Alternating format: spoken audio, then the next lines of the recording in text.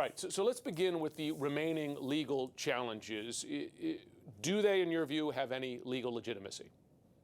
Jim, remember just this past weekend, 3 or 4 days ago, when the president issued an official statement that starting Monday he would be prosecuting, his word, misuse of the word, but prosecuting his case to show that this election was a fraud. Here we are, it's Wednesday, they've got nothing. And Jim, I've been reading these complaints that the Trump campaign and their surrogates are filing. There are two recurrent faults in these complaints. One, the numbers of ballots that they're talking about, if they're even talking about specific ballots at all, are minuscule. 53 votes here, a couple hundred votes there.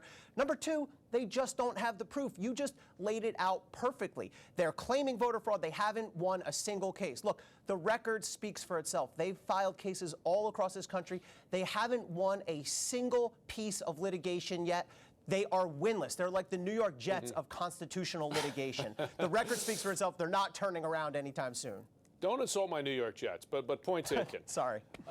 So how quickly, because frankly, this is partly or largely a PR charade by the president to raise doubts here. How quickly do you expect courts to dismiss these cases then? Courts are dismissing these cases with alarming speed. If you're the Trump campaign, some of these cases are getting dismissed within 48, 72 hours of being filed. And by the way, that is really rare to see. And beyond that, Jim, we're starting to see the Trump campaign and its surrogates dismiss their own lawsuits. We've now seen one lawsuit withdrawn. We saw another appeal withdrawn just the other day.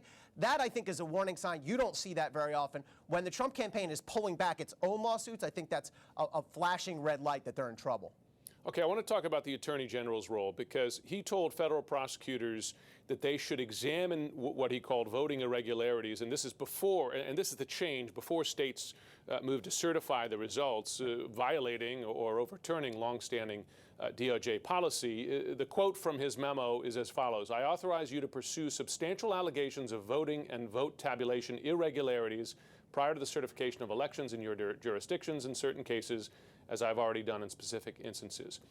Tell me what the standard is now for opening investigations. You're a former prosecutor. What guidance do they take from this? Yeah, Jim, so there's bad news and there's good news. The bad news is William Barr has now changed the rules at this very late date. The rule used to be you don't do anything public, anything overt on an election-related case until that election is certified, finalized, done, and over. Bill Barr has now, after the election's over, after Donald Trump has lost, as Donald Trump casts about for any read to cling to, now Bill Barr says, actually, we're going to change that longstanding rule, and we're going to let you do public things now if necessary. It's a continuation of Bill Barr's politicization and abuse of DOJ's power. The good news is it's not going to make any difference. The facts just are not there. Bill Barr can change the rules all he wants. He can't generate facts out of nothing. The margins are too big. They would have to flip more than one state. It's just not going to happen. So, look, Bill Barr's trying to let DOJ and to use DOJ to sort of support this narrative, but there's just no substance there.